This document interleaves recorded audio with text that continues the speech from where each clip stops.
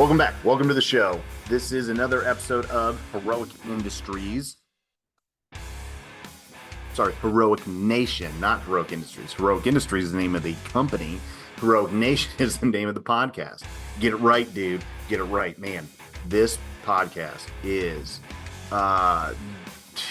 man, I hesitate to even say this because it should be known already. But this episode is the greatest episode ever. It is so good, right? It is so good. So the guest I had today was awesome.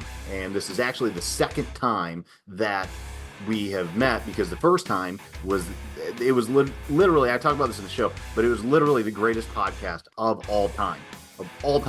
And we lost it. We lost it because of technological errors, aka user errors on my end. So I screwed up the recording and didn't get it done. So it's just hopefully some aliens have it somewhere in outer space and they're listening to it and they're like, man, this is the greatest podcast of all time. And I can't believe the humans jacked it up so bad that it didn't get recorded. So it's somewhere. I'm just gonna just leave that to the universe then and just say it's somewhere and somebody listened to it and was blown away. Anyway, so this is the repeat of that, which I'm going to say is probably just as good. So it was like maybe better, right? So we got to talk about a bunch of ideas and concepts last time, and then we really honed in on some this time. So anyway, Deanna is let me read this so I don't screw it up, a trauma-focused licensed clinician, right? She focuses on trauma with first responders. She does a ton of work with academies. She does a ton of work with officer-involved shootings, critical incidents, all that kind of stuff. She's very well-rounded. She owned a gym. She has a background in fitness, which is why I really had some good conversations with her. It was a lot of overlap with that. So she is on Instagram as Cop Shrink, and pretty cool name, I think. I like it. So anyway, great conversation with her today. So you're going to really enjoy that because it is, like I said, the greatest podcast of all time. Suck it, Joe Rogan. Okay. All right. Couple other things I want to mention before we get into the greatest podcast of all time is that Henry Gracie is a punk.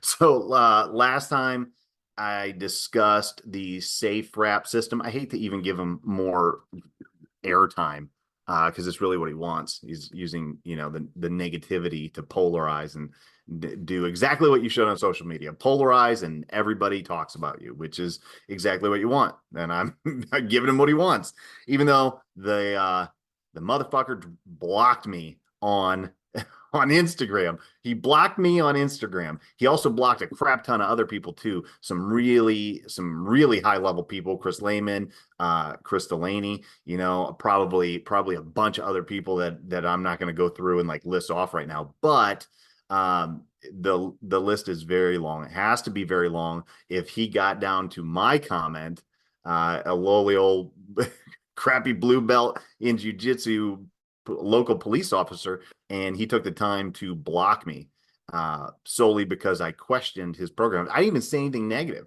All I said was, I don't think that this is good marketing. And that was enough to get you blocked. I didn't cuss at him. I didn't call him names. I didn't say he was stupid. I just questioned his marketing. And that was enough that I got blocked. I had one of my buddies send me the link to his Instagram to see if I could find it. And lo and behold, it's all gone. So good work, Henry Gracie. You're a punk. Now I'm calling you names. You are a punk. If that is all it takes is someone to question you and you can't even engage in conversation. You can't even engage in conversation. You can't even answer their questions and have a reasonable discussion with people in the field that you're trying to sell to, then you are a liar and you are trying to manipulate. That's it. You are not leading in the field. You are manipulating the field. That's all, right? And then there was a post that Chris Delaney put up that was very, very good questions about hey, in New York, you're not allowed to cover people's necks even with their own arms. And then your safe wrap system actually does that. That is the whole system, is you do a twisted arm control and you put it over their neck. That'll get you put in jail out there, man. So I hope that these departments are paying attention, and they're not just throwing money at a thing that they think is safe when really they'd be training their people on stuff that's going to put their asses in jail, which is a whole nother topic all by itself. Pretty ridiculous. But I don't know why anybody would be a cop in New York at all. You know what I mean? Like, why? Just not not me. I'd find another way to make money, and it would not include being a cop in that neck of the woods. That is insane. The way that they do things out there. Anyway, all right. So if you know anyone that is blocked by Henry Gracie, I want to form a super group. I want to form a super group of people that have been blocked by Henry Gracie, and we can all join forces and say whatever we want about I don't know, whatever. But that would be a lot of actually like really cool people, I bet, that all had the same questions and were all treated the same way by the biggest name in jiu-jitsu, right? Very poorly. So he can go pack sand for all I care. Anyway, all right, enough about him. Okay, topic I want to dig into a little bit, and it might be polarizing, it might not be, but it's not really meant to be. It's just facts, right? Or my opinions based on this event, right?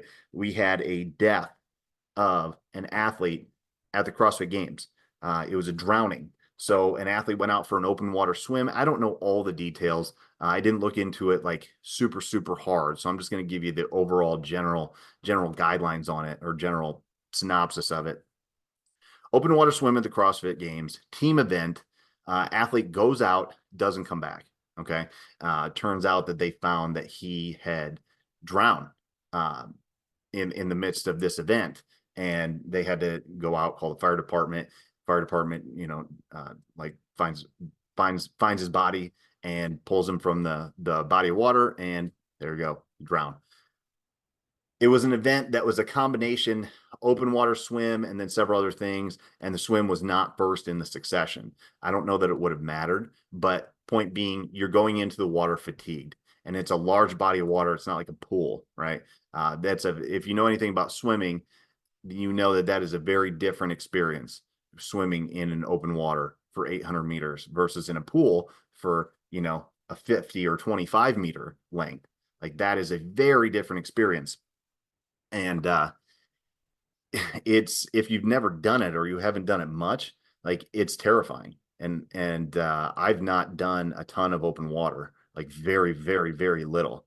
And like maybe even just once. And it was not that far. It was much shorter, and it was panic inducing. So I'm not a great swimmer, but I can handle myself in a pool for a little bit. My fatigue out quickly, and then I tend to like take breaks at the walls. So like, it's not a huge forte of mine. The last CrossFit event I did was in 2021, I believe, and there was a swimming event in a pool, and I did the first section of it fine, and I think it was only like a 50-meter sprint, and then the next one went up to a 100 or 200-meter sprint, and I made it 50 meters and about inhaled a ton of water and about sunk to the bottom of the pool, and that was just a 6-foot, 7-foot pool, just a lap pool. So I ended up having to take long breaks on the ends, and it's because I'm not a super strong swimmer. And if that would have been an open body of water, I would have had to been pulled from the water by a lifeguard, or I would have died. There's no possible way that I would have made it 200, 400 meters out and back in an open body of water without some rescue occurring. That would not have happened, especially going into the water fatigued, in a fatigued state. So I would have been in the same boat.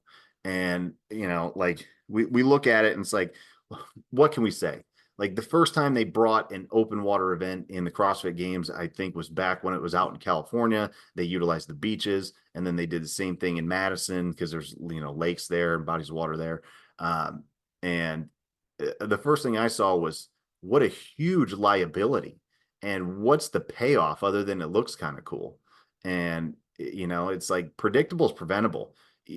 Swimming is not, and it's not a huge part of CrossFit as a sport. Now the higher level athletes are getting in the water all the time, I guess. So, maybe it is bigger. Maybe I've been out of the game a little bit. So, maybe I'm not correct. But it's like, what do you expect was going to happen here?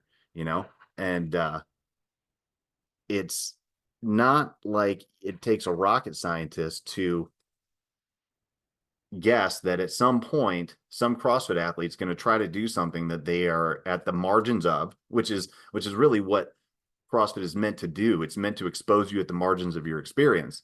And in something like this, it's not like you're just not going to lift a weight or you're going to pull a muscle, trying to kip a ring muscle up or something like that. You're going to drown. And if you don't have lifeguards basically with every athlete, that's going to be a hard thing to stop from happening because it happens so quick. And it's predictability, predictability.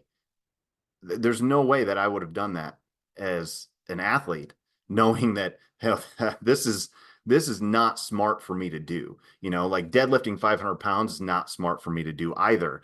And I would hesitate to even get under a bar like that, even after a good warm up, at this point in my athletic career, because I don't want to blow a disc out and be crippled for 2-3 weeks, right? Or get surgery or whatever. But if I go and get into a large body of water, like shit, man, like I ain't coming back. Like there's a chance I don't come back from this. And like that's a predictability thing that CrossFit should have had on their radar. And I don't know their inner workings or anything, but additionally, like the athletes should have talked about this. Like, are you comfortable going in the water? This is a long ass swim and we're going to be tired, you know? Um, and you gotta realistically say, no, like I'm not ready for this. Or be like, I don't know, maybe they did train like that, but like there are so many other variables that go on that it's just like, dude, you can't do this. If they do this again, they're absolutely nuts, absolutely nuts. And if they go into, if anybody, a local event, national event, international event, if they do any type of open water swim, they're out of their freaking minds, out of their minds. Like this should never happen again. It should have never happened to begin with. But I understand why they did it. Like it looks cool. Dave Castro is a Navy SEAL, and that's something too that needs to be looked at. Like, Castro's coming from a background where, in Navy SEAL training, just like any training, police training, military training, fire department training, there are deaths in training. And it's kind of part of it. It doesn't happen very often. I don't know how the military is. I wasn't in the military, but like training deaths don't happen very often, but they do happen. They do happen and they happen, consistently. So it's not like that's going to go away. The risk of death in training is there. And when you go into a CrossFit event, they treat it much like the military, and there's a chance that you might die. So, maybe it's on the waivers. I don't know. I've never been to the CrossFit games. I didn't make it that far. But yeah, all things that should be discussed, personal responsibility, knowing your limitations, and is it worth it? Is it worth it? And that's something where it gets to be an interesting like psychological conversation because, think about like playing sports, right? If you're playing sports at really any level, I mean, it depends on your mindset for the competition that you're doing. You're typically when you're younger, your things hurt less, right? When you're in your, teens and 20s. And you will do things for competition that are going to hurt you long term or have the potential to hurt you very badly. And you don't give a shit. And it's just like, I might lose an arm doing this, right? Especially in football. Like, I think back to my football days and it was like, I didn't care about anything. Like, hey, if you do this, you might lose your knee. I don't care. Like, bring it. I might lose an arm doing this. And that's much the way I was with CrossFit, and I had to be because I wasn't as skilled as some of the other higher level guys, like just to be in the conversation with higher level people, I had to go recklessly. And that comes with consequences, both in the immediate and downstream. But it was worth it. and then looking at it now, like the different injuries I've had, elbows, knees, that kind of stuff. Can you trace it back to that? I don't know, probably. But was it worth it? Well, it was worth it for me at the time. So there's that. But there's a lot of stuff that, you'll do for competition. You'll lose an arm, you'll lose a hamstring, you'll lose a pec, you lose a bicep because you want to do something fun. And, death is a risk.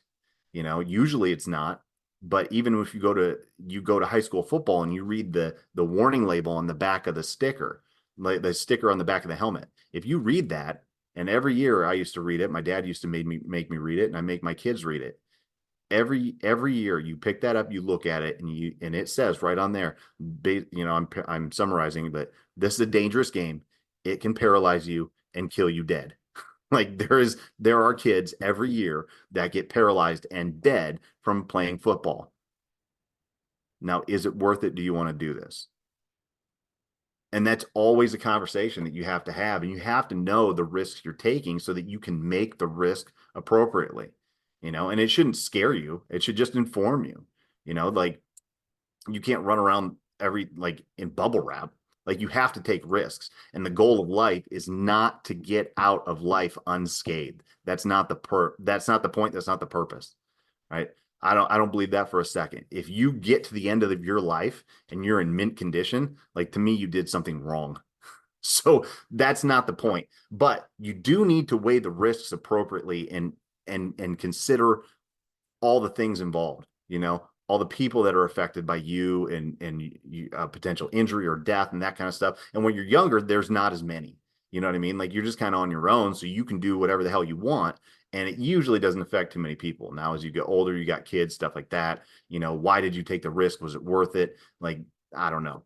That's up to the individual person, but you have to look at it and you have to actually be aware, and that does take some level of like ability to uh like introspection or thought process behind it. So, yeah, hell, if we could talk to this guy, the athlete that died, I don't want to screw his name up, but like maybe that was worth it to him. If you talk to some of his teammates, and maybe it's like he's a literal diehard CrossFitter, like he would die for this sport, then maybe he's okay with it, and that's something to look at too. Like maybe, hey, like, I'm sure they're all sad that he's gone. It sucks. It's tragedy, but at the same time, like, would he have wanted to go out like this? Because there's that as part of the conversation too. Go out doing something you love. Like, hey, there are worse things to die like, and worse ways to die. So in a sense, you can look at it and say, like, if the answer for that is yes, that was worth the risk to him. He knew the risk and he was like, let's fucking go, then celebrate it. You know what I mean? Like this is what he wanted. This is the way he wanted it to go. And he knew the risk and he did it. And good for him. There's that part of it too. Like it can't just be doom and gloom. Some of it needs to be celebrated. Like sometimes there's not enough risk taking.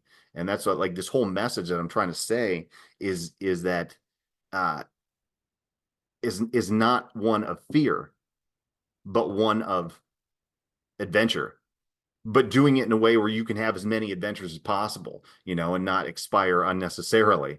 But if you do in the process of it, like, yeah, hell, like if you really boil it down in law enforcement community, first responders, like a lot of adventure that we have is why we keep coming back. So, we don't take unnecessary risks, hopefully, but it's not no risk. Like we strap a gun to your hip every day and go to work. Like that's a risk, just in and of itself. You don't know what the day is going to bring. It's literally like putting a quarter in the slot machine and pulling the lever. Boom. Let's see what happens.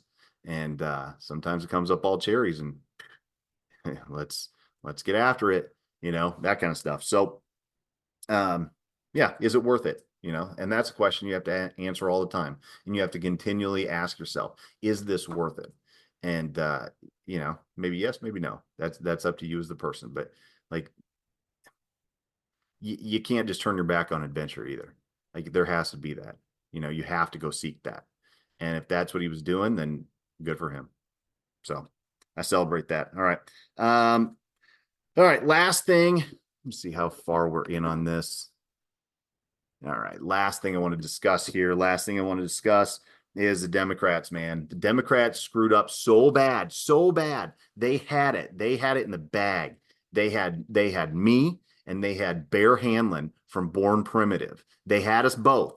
And we were going to run on that ticket and we were going to arm wrestle for who was going to be president and who was going to be vice president. And they screwed up and they picked Kamala and whatever this other guy's name is. Like, what the crap, man? What the crap? That's absolutely absurd. Absolutely absurd. They called me and they were like, "Hey, we want you," and I was like, "Cool. I'm calling Bear. I know who I want." And I I'm not even gonna say his name because it'll piss him off. But I had a state rep that I know and from the state of Indiana, and he was like, "Yep, I'm on board. I'll be one of your cabinet members." I was like, "This is gonna be cool. Like, let's rock and roll." And then they didn't follow through with what they said. They didn't follow through, and we were gonna win. We were gonna win. Now, not. So, Democrats, you're done, man. Yeah, just done. Stick a fork in them. They're done. All right. Okay. So, other than that, check out this episode with Deanna. Like I said, greatest podcast of all time. And right. Can you hear me? And I heard the recording in progress thing. Yes. Yes. We are winning already. Yeah, we are. That's awesome. Well, I'm so excited to be doing take two, although I'll tell you I am much less professional and much less prepared, but then it'll be good, right? That is how I roll. Unprofessional and semi-unprepared. So Fantastic. perfect. Great. Great. Yeah. So this will be take two. And it's really sad that was literally the greatest podcast of all time in the history of all podcasts. Gone. Honestly, I agree. I mean, I'm partial, but it was a fantastic interview. Like, we covered so many amazing topics and had such great conversation. Honestly, I compared it to so many of my like breakthrough type sessions that I have with clients that I'm like, damn it, why can't we record those? Like, they're so good. And then I get on podcasts and I feel like I'm like, blah, blah, blah. Like, I don't even know what I'm saying. Yeah. Like, I don't know that was any good, but ours was so good. I thought so too. And it's like I started thinking about it. I've really been thinking about it since we recorded, like, how do I recreate that conversation? And I was like, you can't, you know what I mean? All you can do is just piece it back together. So whatever, it's all right. So the universe, maybe it'll be better.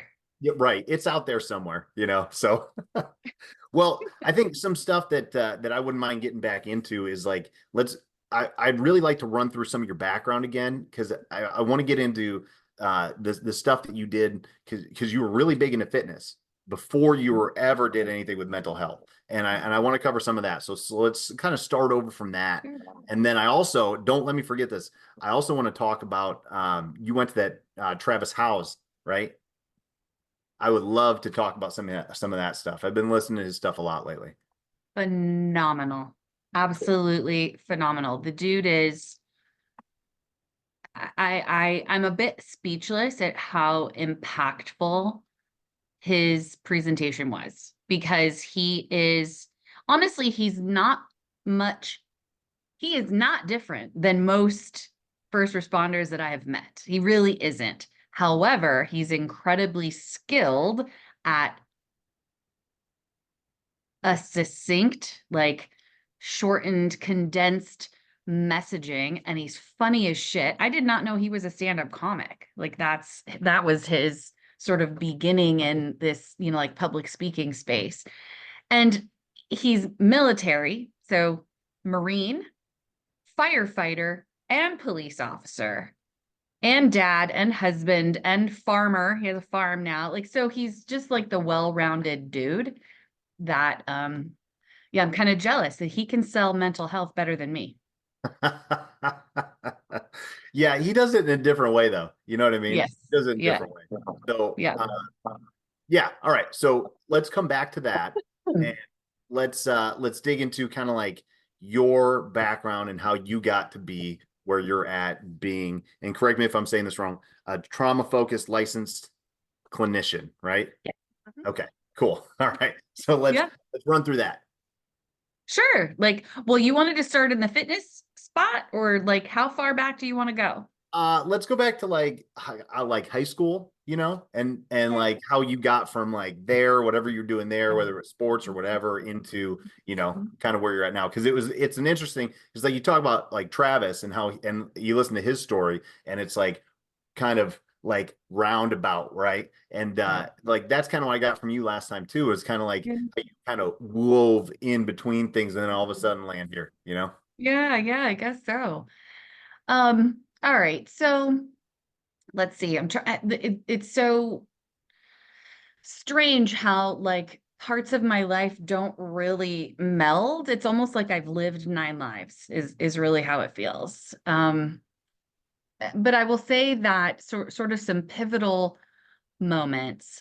I wanted to be an athlete, but I'm not an athlete. Like I'm not skilled. I remember I tried to play softball and they called me, I can't remember the nickname, but it was basically like the Marilyn Monroe, like, what the hell is she doing here? Like, let's put up a mirror in the dugout. Like, I didn't get taken seriously at all. I could not throw a ball. I did not have like skills. I was a dancer. I had started dancing and not any good, but I liked it. And then joined the dance team at school. I was a song leader, cheerleader.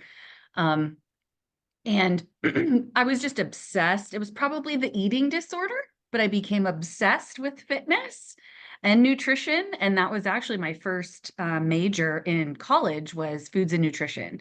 I wanted to change the world through food. And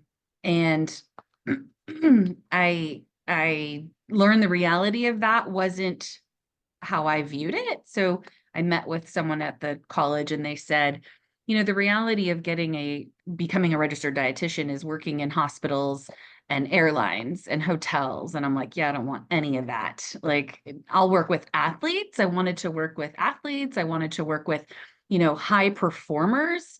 Um, but so I abandoned that. In high school, so this was 1987, I'm watching Lethal Weapon in the movie theater, and I immediately was like, that's it. That's what I want to do. That's it. I want to be that woman in the police department talking with the police officers with their struggles and after critical incidents. And clearly she's seeing this veteran who's having some PTSD and she keeps saying, okay, come talk to me. And I'm like, that's what I want to do. I don't know what that is. I don't know how to get there, but that's what I want to do. Um, my first sort of ping-ponging, but my first gym membership was I was 15 and I rode my stepdad's 10 speed to the gym. That's how like committed I was. And I worked out every single day until I learned like, oh, you should probably take a rest day. But I was obsessed with the gym. I went all of the time. And then of course I got a car and then I was able to drive. But so I um let's see, like so changed majors a few times. I thought that for a half a second I wanted to go in the FBI and looked into that, and was like, oh crap, like I got to be like fit and I got to run and like I don't want to do that. Like why do I have to do that? I'm not going to chase bad guys. I'm going to be like a profiler. And then The Silence of the Lambs came out and I was like, oh yeah, no, not working with criminals. Don't have any interest in that. Zero desire, like forget, no, I'm not working with inmates, not doing any of that.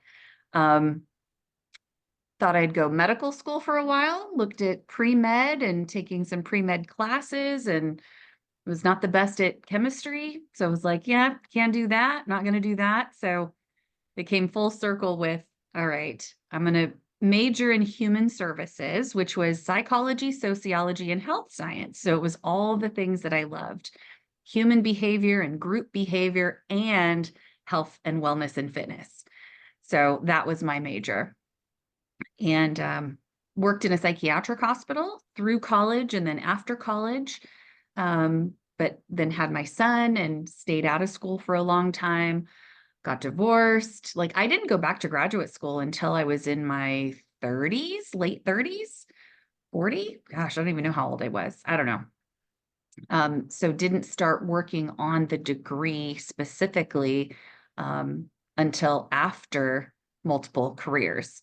When did I buy the gym? It was That's that's 2000. that's yeah, that's what I wanted to talk about. So all Okay. that led up to buying a gym and being a hmm so you did that before you went back to school for your degree, right? It was, yes, it was around the same time because I actually had to take a break. So I started graduate school um, after, yep, I bought the first gym. We hit it out of the park the first year. And what's interesting is I did all of my due diligence. So it was a franchise and there was a huge contract. And so I had the contract looked over by an attorney and they pointed out some things. And I was like, yeah, I'm aware of that. I remember he said to me, you know, this has a shelf life. And I said, anything in health and nutrition does. I know this is a fad and I know it's going to be, just sort of a flash in the pan thing. It was But I want to curves. be a part of It was it. it was a curves, right? Yeah. Yeah. Yeah, Yeah. yeah. Yeah. Um, and I met with our CPA and laid out my business plan to him. And he shook his head and he's like, you're wasting your time. I don't see it. I don't see that this is going to be successful. Um, Probably wouldn't invest your money here. And I was like I left and was like, yeah, watch me. And in the first year, actually, I want to say in the first 3 months, um, we were profitable. We were profitable in the first month, 30 days. So 30, 60, 90 days out, we were making money. Like it was incredible. And he, I don't remember if it was that year, it might have been the year we filed the taxes. He was like, oh, I'm sorry, I gave you bad advice. Like you're killing it. Yeah. Well, I And I don't said, know I'm really how, glad I didn't listen. yeah, I don't know how that they would say that it wouldn't work. That model has always worked. A women's Right. program for women only, led by women. Like, how Yeah. could you not think that that's going to work? How, Right. Right. it works in self-defense, it works in fitness, it Mhm. works everywhere. Right. Yeah. Right. Yeah, I guess because of the uniqueness and it's kind of a boutique type franchise. It's one type of equipment. This is hydraulic equipment. This isn't free weights, which women typically are not in general. Women are not the best with free weights. They don't want to go to a Gold's gym or some big, you know, beefy type of the gym. They think they're going to get fat and gain too much muscle if they work out. And so hydraulic equipment made the most sense because you have this double positive resistance. It reduces the likelihood of injury. It's safe, it's easy, it's a no-brainer. Like your grandmother can learn how to use this equipment. And you just walk people through the sets and they see results. Um, and so I think it was around the end of the first year, there was an opportunity to buy a second location, a second franchise, a second location. And that was never my intention. I honestly just thought I would just buy the one and it would be fun. And this is what I want to do. I did learn that I wasn't really buying a business for myself. Like I thought that I would be able to work out all the time. I thought that I would be able to focus on my health all the time, and that's not how it goes. No, You buy a gym and now you have to do everything else, the plumbing and the bills and the supplies and the invoices and the payables and right, you got to do all that other stuff. yep. So that's not how it went. Yeah. But so I bought the second location and I was a little bit terrified. I signed the lease, a 5-year lease on a piece of land that had tumbleweeds on it. Like there was no building. You had to There put was the no building. building. Nope. And I Well, signed the lease and I just hoped and prayed that it would work out. And it was the perfect location, like the best, like people were jealous that I got this location. It was the best location. I was so fortunate. And we opened our doors. I had zero debt going into that one. And we were debt free within 6 months of the first one. So zero debt going into the second one. And it was beautiful. So we even got an award for like the prettiest or nicest or what most unique. I don't know, some I don't remember, some award for how great it looked. And within 3 months of that opening, we had a combined between two locations, 1,500 members. Whoa. Yeah, it was really awesome. And I had 15 staff, and recognized I could hire a manager now and gain some more freedom in my life. So spent a lot more time with my kids and away from the gym. So, but then there came a time that I saw the writing on the wall. The financial landscape was changing, and I knew that the first thing to go whenever there's like a financial downturn is extras. And I knew that gym memberships would be it, particularly this one, because it's special and unique. And so I sold them one at a time, about 9 months apart, and made a stupid amount of money, like 300, 400% of my investment. Just incredible. That's awesome. Yeah. And that's a hard decision to make, but businesses are made to be sold. And if you're not building it to sell it at the end, like, I Yeah. mean, it just better be a labor of love. You know what I mean? So, Right. and it can be Exactly. both, and it totally can be both. Now with Yeah. that, all right. So big into fitness. Um, when you were coaching like primarily, so probably first when you started, like you were doing the bulk of the coaching. I know how that goes. Like you Mhm. were everything there, primary coach, and then everything Mhm. else. But Mhm. this is kind of a hill that I will choose to die on. Right. Curious what you think. Now, what do you think is more important? The psychology behind behavior change or the nuts and bolts of anatomy, physiology, movement, kinesiology, and all that stuff. The science of training or the psychology of training. Like Well, which my default will go to the psychology of training, but I don't think you can separate them. And I don't think you have to separate them, but certainly the psychology behind it, because nothing will happen. You're not going to run the machine if you don't turn it on, right? You have to be able to like make a change, make a decision to do it. I have a gym membership now. I was just beating myself up this morning, like, oh, I've been like 3 times this whole entire year. Well, that was a big fucking waste of money. Like, Well, just that alone. So like I don't want to sound like you can be like a total dummy and be totally ignorant of like training and nutrition and like stuff like that. You can't. Mhm. But I think that you can be a novice or like a 101 level personal trainer Totally. and be really, really good with results if you really know how to get people to change their behaviors. And Oh, that agreed. that to me is always the thing. It's like Mhm. like just that example that you just used, right? So you're beating yourself up over not going to the gym. That's a behavioral change that we need to make. Now, how as a coach do I need to effectively like augment you and your systems and your processes in order to change that behavior? And Mhm. when I've tried breaking it down like, a million different ways, and it always goes back to like I need to get you to change your behavior to get a different result. And that is Yeah. all behaviorism. That's Yep. behaviorism, and that is and then you got to dig into especially online training like what I'm doing now, like is so much more of like, all right, we really got to understand, like, so you have to do the cognitive piece and the belief piece and like Yeah. and really frame it and then give the systems to augment all of that. But there's very little like like like knowing exactly the perfect program to put together. Now, if you can, then awesome. But like a basic program will go a long way as long as I can get you to change your behaviors. Yeah. Yeah. Agreed. Agreed. And I like that you didn't use little in this way, but little, that's what you want. The smallest amount of change towards the goal that you want will build momentum. So the smallest thing, like as silly as it sounds, get on the floor and do one push up. Now, likely, are they going to do more when they're down there? Sure. But my goal is like one, right? Because we want to build momentum towards that behavior change and building habits. That's the other thing is it's a habit change. It's like asking people to brush their teeth with the non-dominant hand. It's going to take a little bit to get comfortable with that. So behavior change is, you're right, it's the big thing. But then once they begin to buy in or make the behavior change and see, like, oh, look at me, I'm doing it, I'm still doing it. Now we can build on that and say, let's fine tune some things, right? I'm sure that you find that in your own coaching. It's like, all right, let's do better here. Let's build a workout program that's going to work for you and your goals. Yeah, and it's really like, have you read Mark Manson's book, The Subtle Art of Not Giving a Fuck?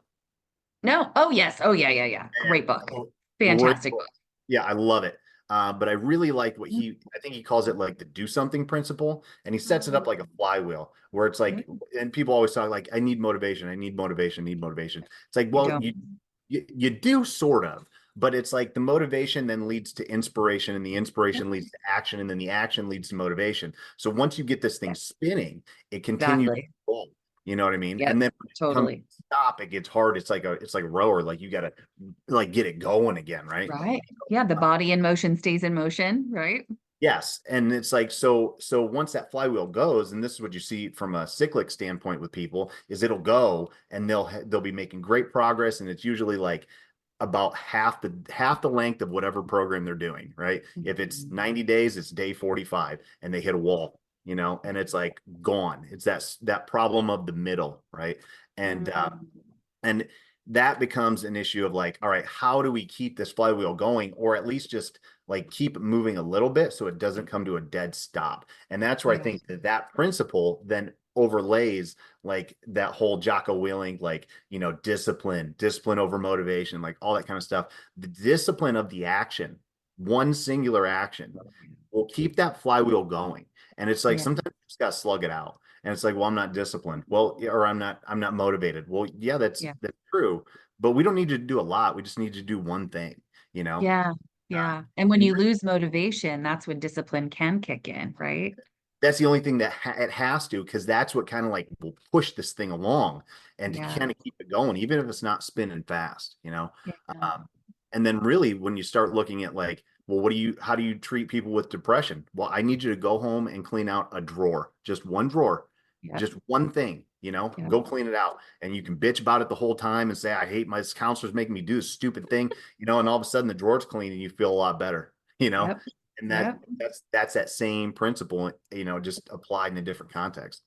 So true. So true. I love it. And, I think another big component of that, or a component that can be helpful when you have to implement discipline without the motivation, is being clear on your why. Why do you want to do this? Right. And getting clear on what the outcomes are that you want. I dealt with this with my clients when I was in the fitness space. Is everyone wants to look better and feel better. Everybody wants that. But what is your why exactly? And so when they got more clear, like my elderly ladies would say, I just want to pick up my grandkids, or I want to sit down on the toilet without holding on. And I'm like, okay, now we're talking. Now we've got some goals that you're looking forward to. It's not just look better and feel better, because duh, everyone wants that, but get specific.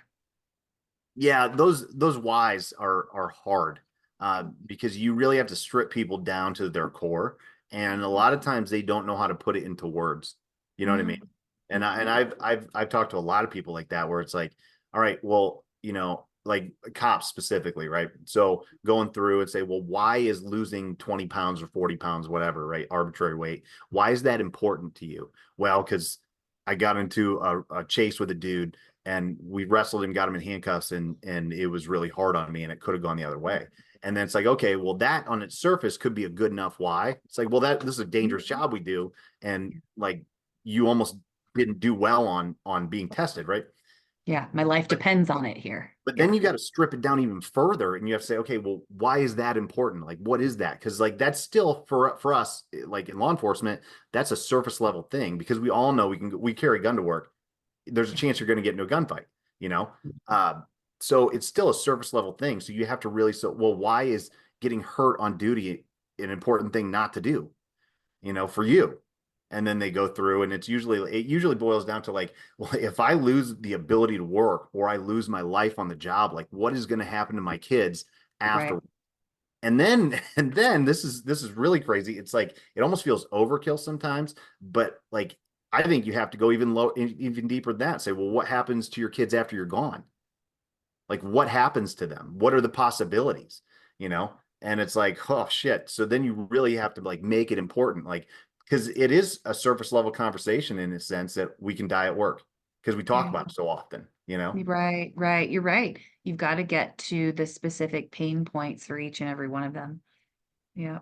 Make it very real. Yeah. And then that'll get you up at 5 a.m. when it's cold out, you know? Like Yeah. that Yeah. Yeah. until you do that, then it doesn't work, you know, it just Yeah. doesn't sustain.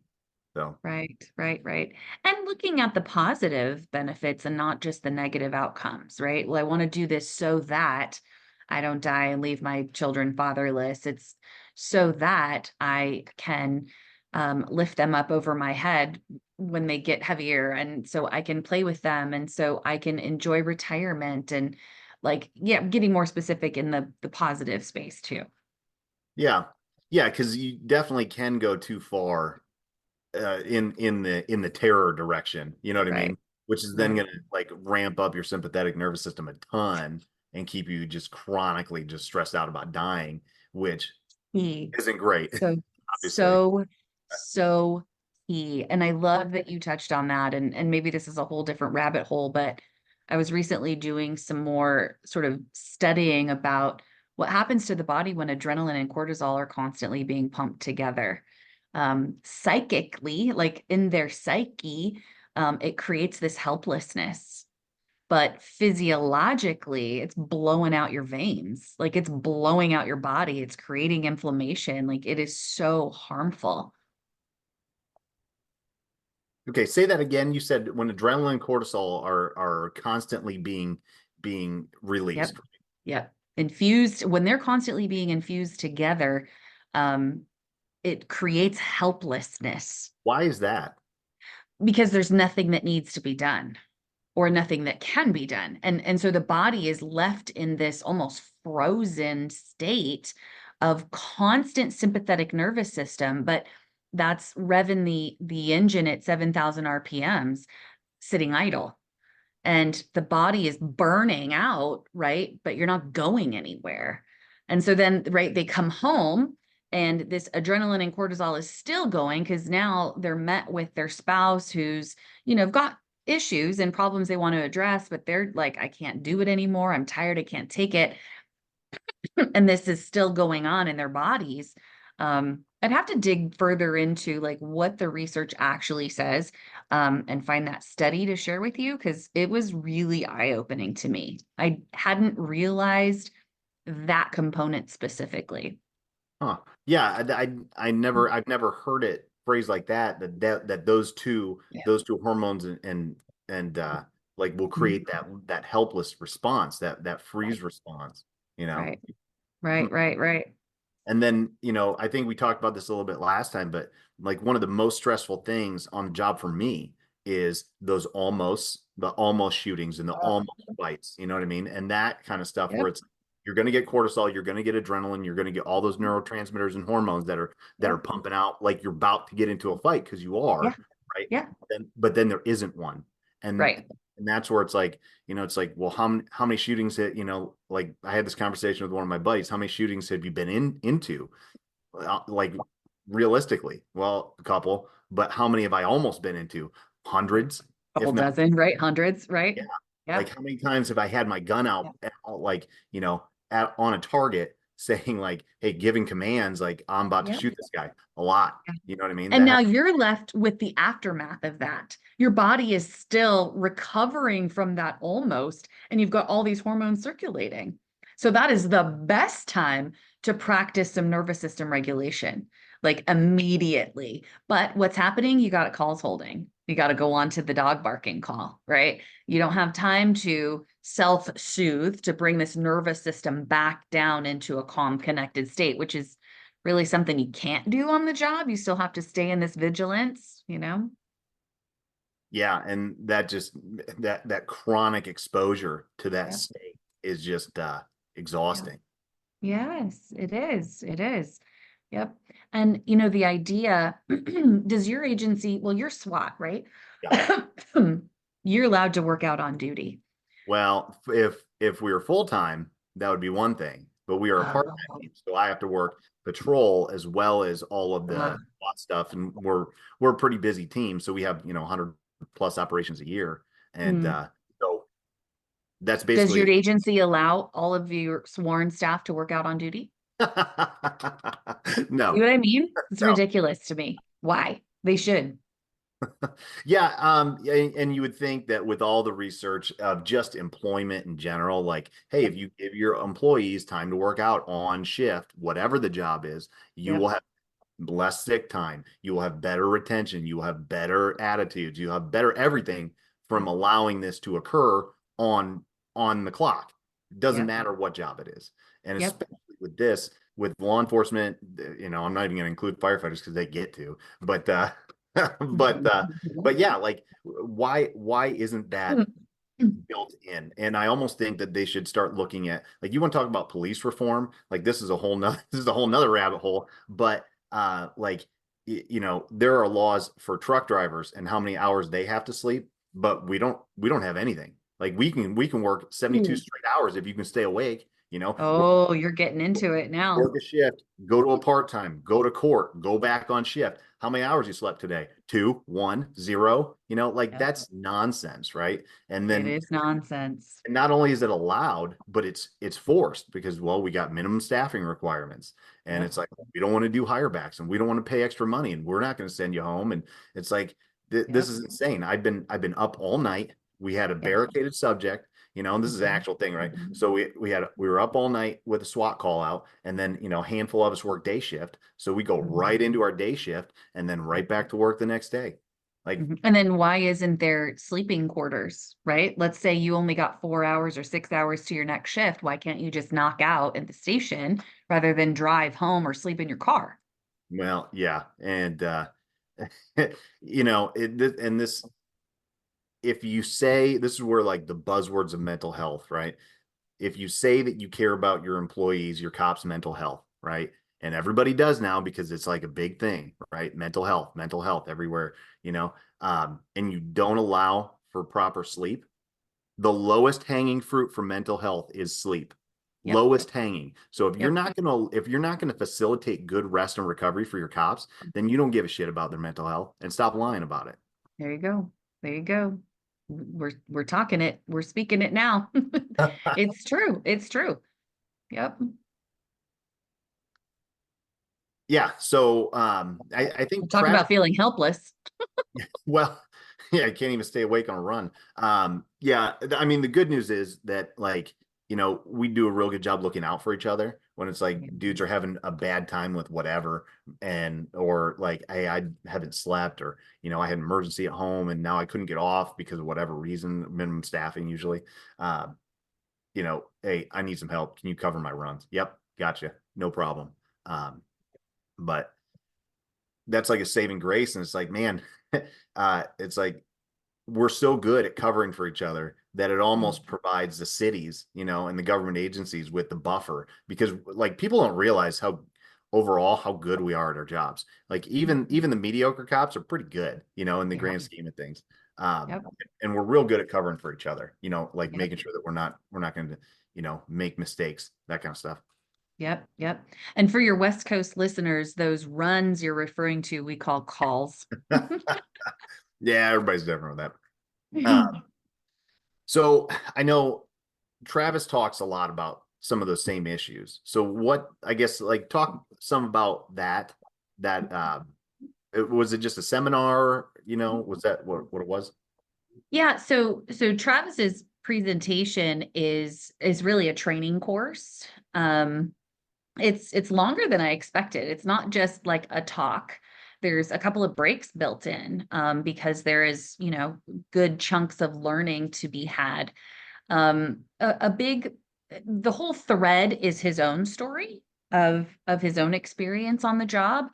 Um, but then, highlighting some of the significant components that you're all exposed to, and that is critical incidents and other people's pain, and how that affects you and how you're supposed to cope with that and how we are coping with that and what that looks like. And then the culture, the suck it up culture that doesn't allow for any vulnerability at all. And so, weaving that into a 2.5 hour presentation was pretty powerful. So what do you think about the suck it up culture? because some of that I think Mhm. it's valid. I think there Of is some of course. it where it's like, Yeah. hey, listen, like you need to suck it up. Like this is not a job, just like football, like there's a time Mhm. to break down and it's not on the field. You know what I mean? Like it is not. Yes. 100%. So I am absolutely pro suck it up at times.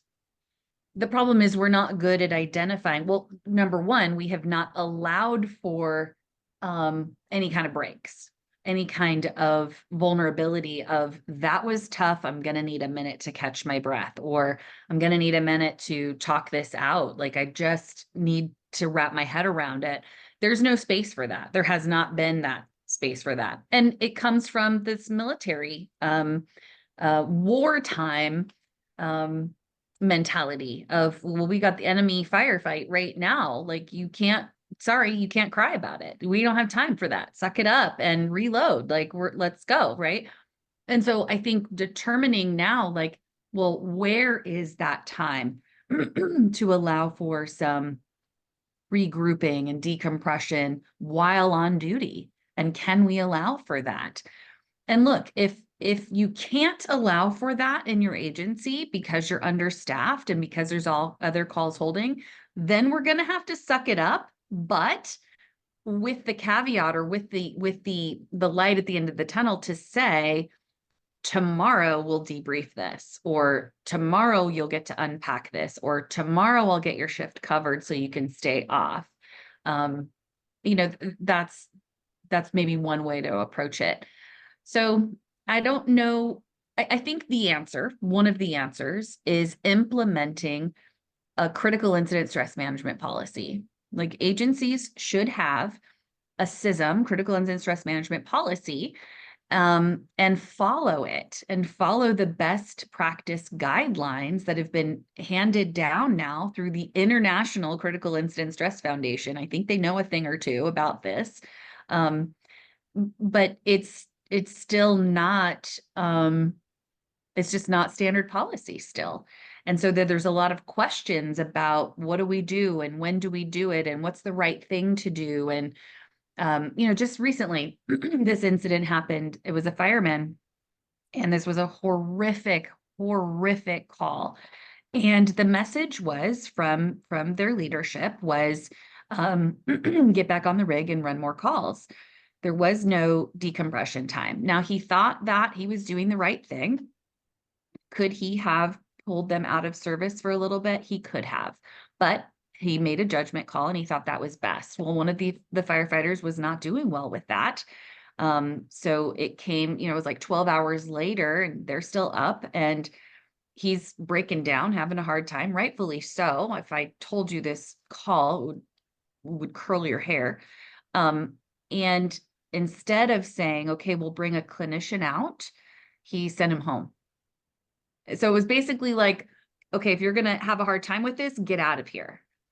Well, what happened to, well, we go to calls to treat panic attacks and shit like that all the time. Why can't we do that with our own? Right? Why can't we like come to the table and say, what's going on for you? Let's Yeah, talk about it. where's my social worker? Right, right. You want to attach them to our runs and have them go to calls with us and take care of the stuff that we're not equipped to. Well, hey, you should be here for me too.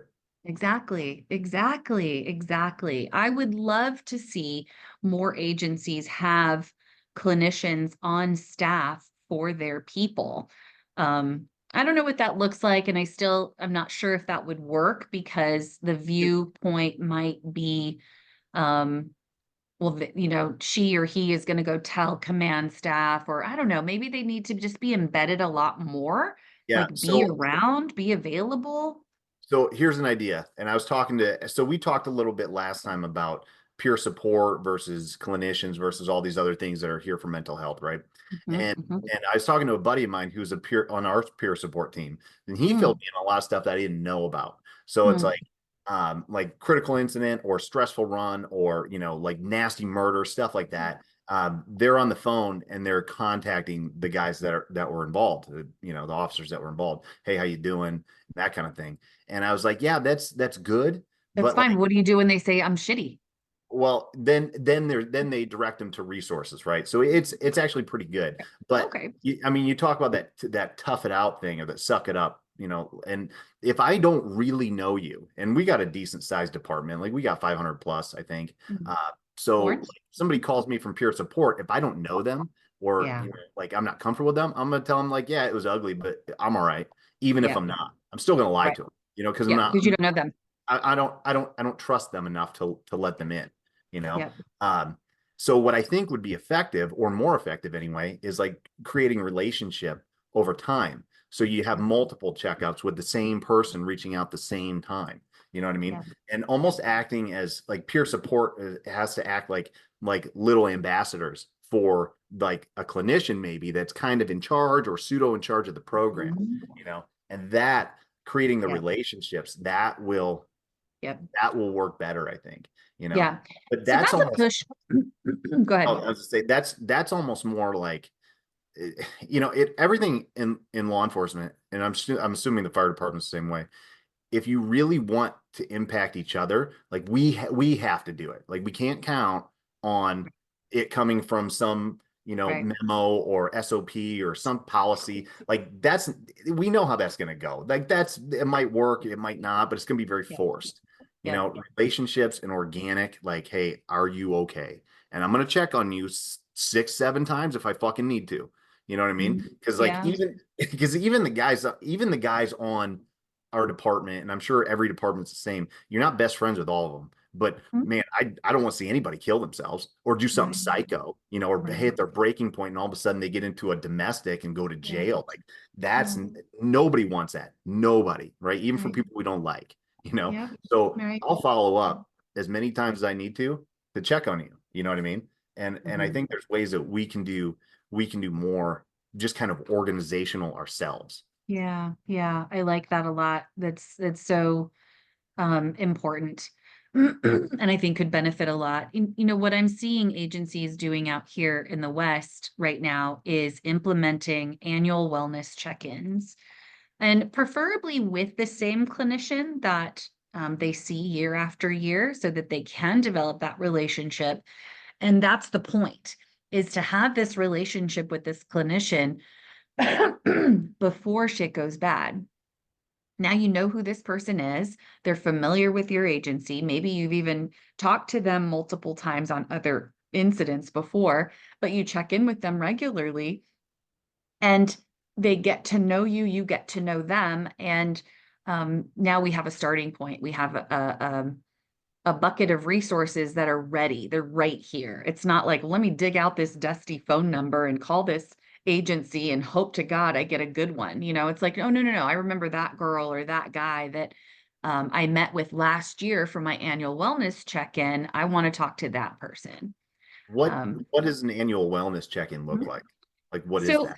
An annual wellness check-in is a time to check in with a clinician. I use a set of questions that I implemented, and you can even grab it from my bio. I want everyone to have it. I'm not going to gatekeep this stuff.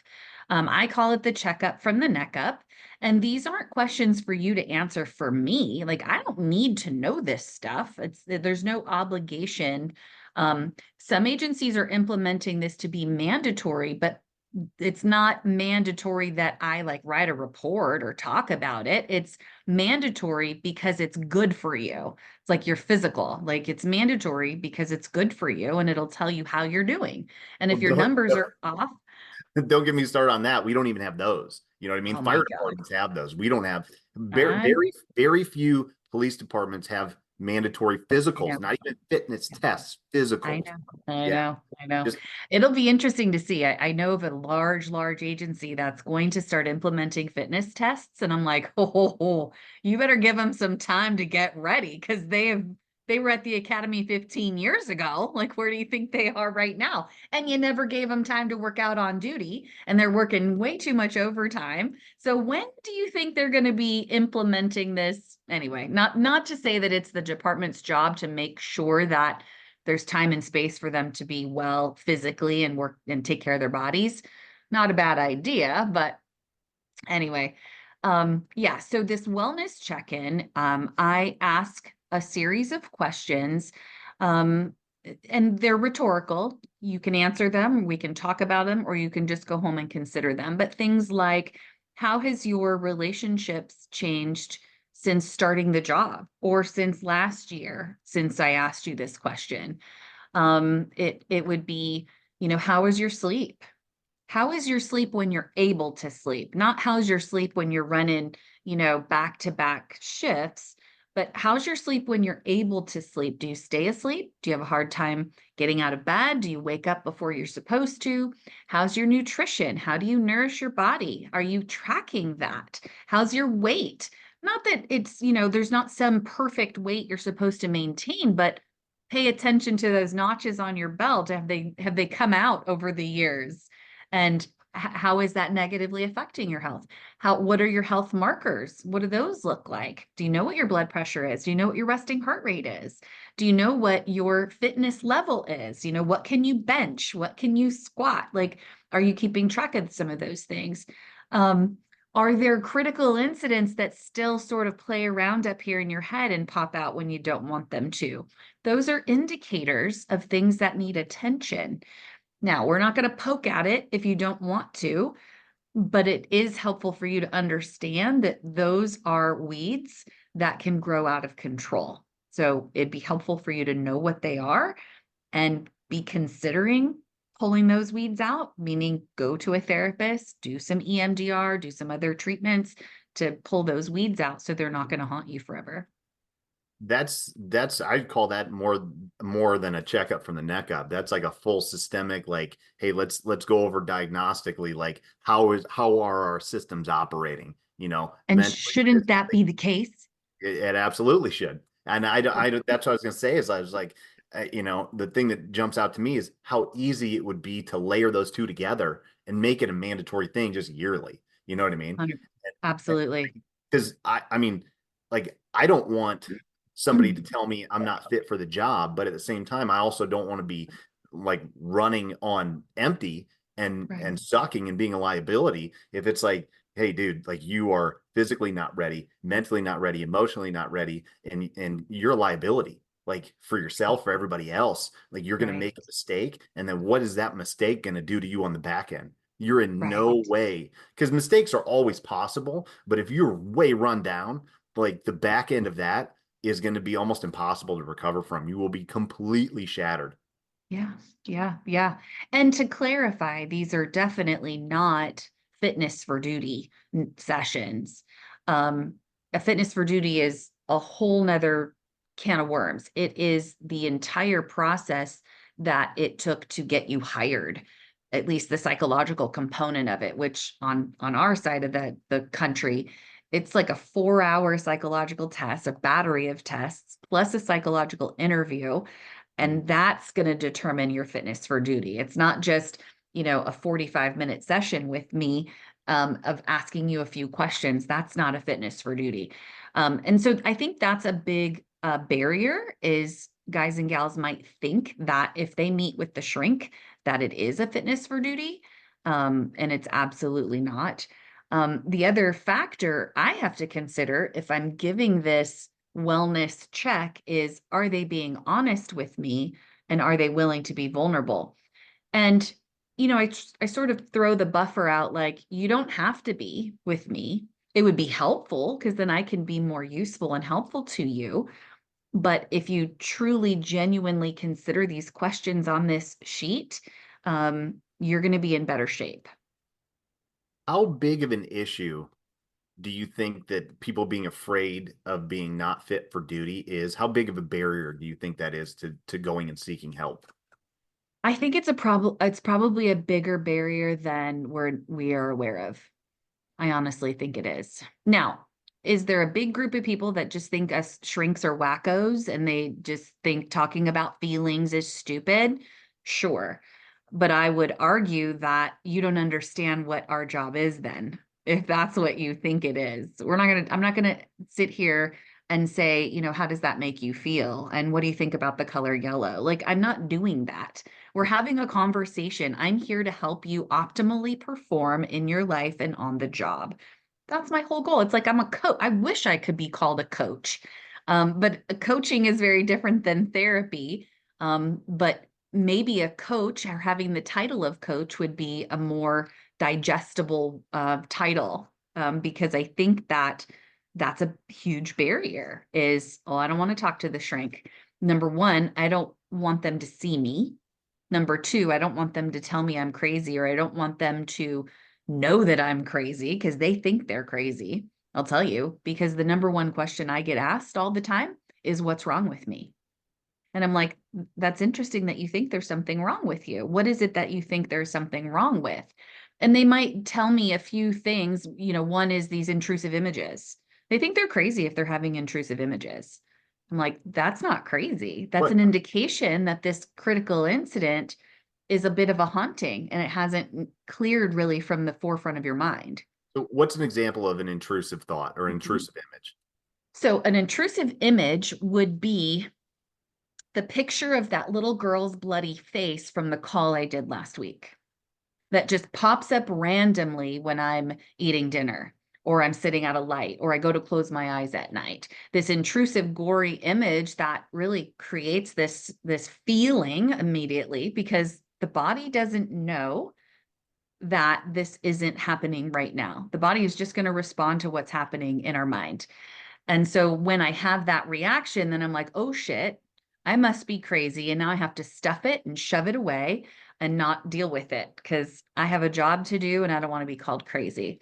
An intrusive thought might be something like, I'm crazy, or I must be crazy, or, no wonder no one wants me, or no wonder I'm still single, or I'm just an idiot. This like negative self-talk, but it isn't like something you are habitually doing. It's just like randomly out of the blue, maybe killing yourself is a good idea. That's an intrusive thought. And it's like, whoa, where did that come from? And why did that just pop into my head? Well, another aspect of working with someone like me is understanding that thoughts are just thoughts. They don't mean anything. They're just thoughts. And the way that you navigate these thoughts is going to help you through them. It's like, well, that's not true. Where did that come from? That's interesting. Move on. Right. Okay, so go back to what you're saying before I kind of hijack that. Do That's you remember? okay. I don't remember. Where Okay, were we? so Annual so check-ins? well, Service so policy?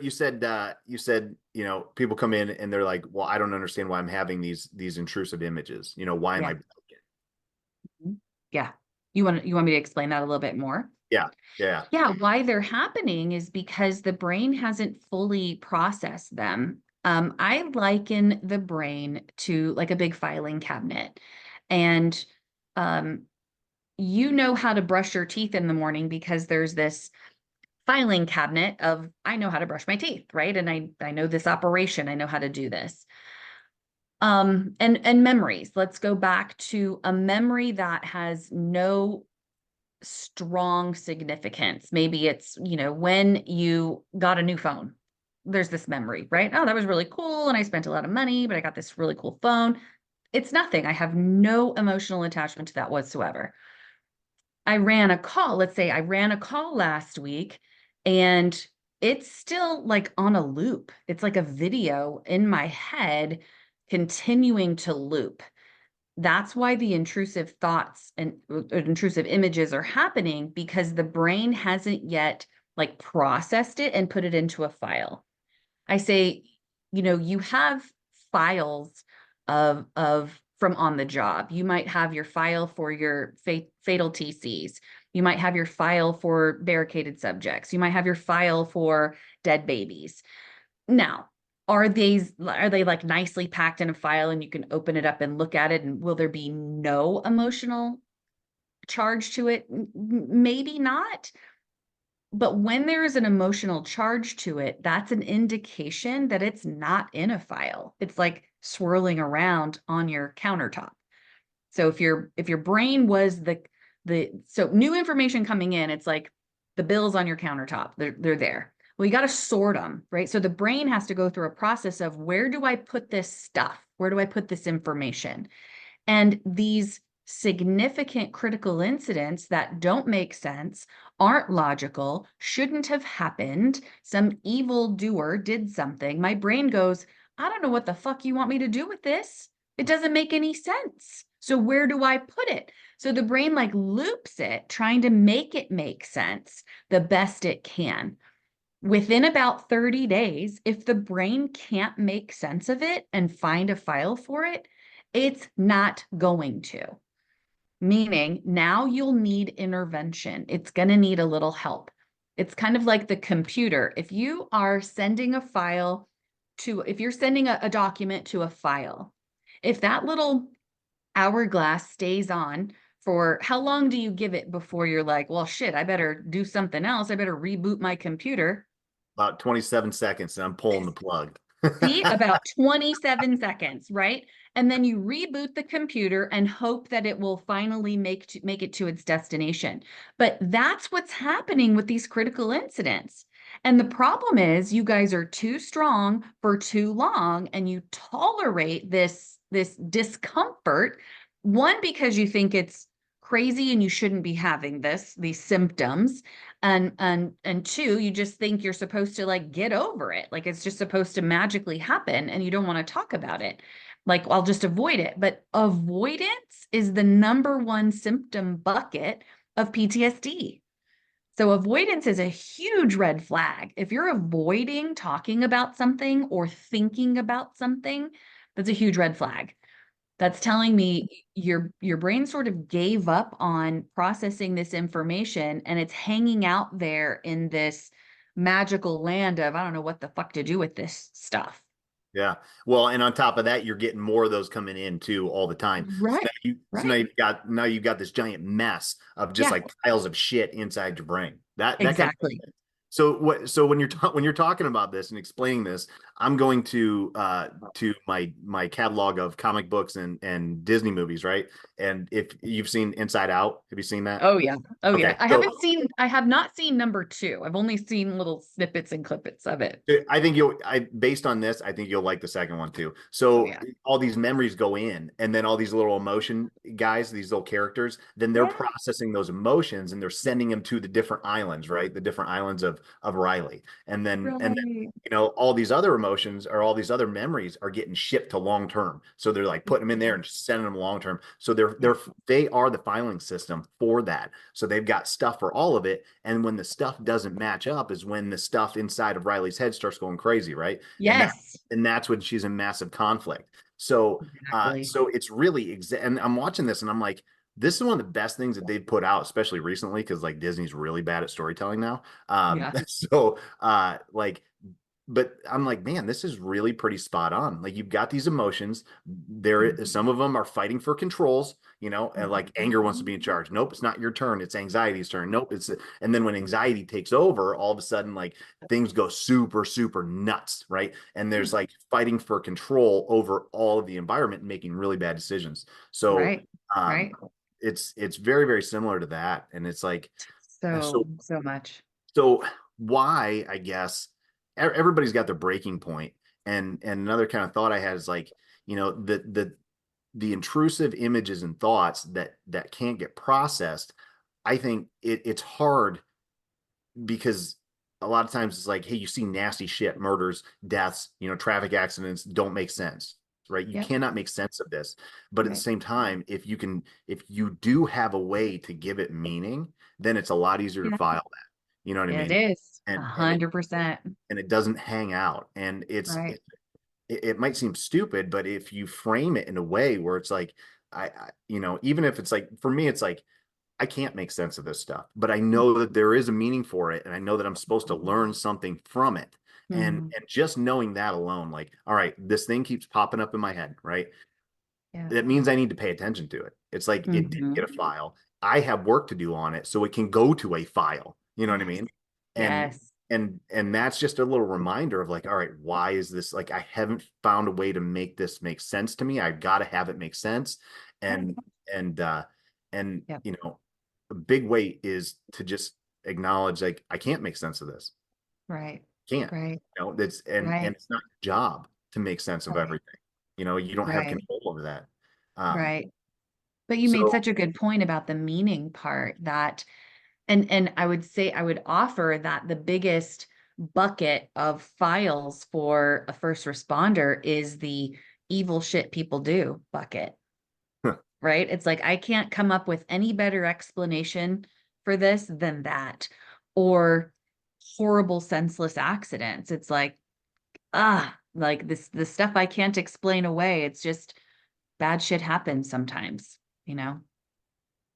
yeah, and it's if you can make sense of it or put meaning behind it, I guess, not make sense of, making sense of it Yeah. like it doesn't happen, but have a meaning for it. Yeah. That can help, and that's that a lot of people with religious convictions do much Mhm. better with that, Mhm. than people that don't.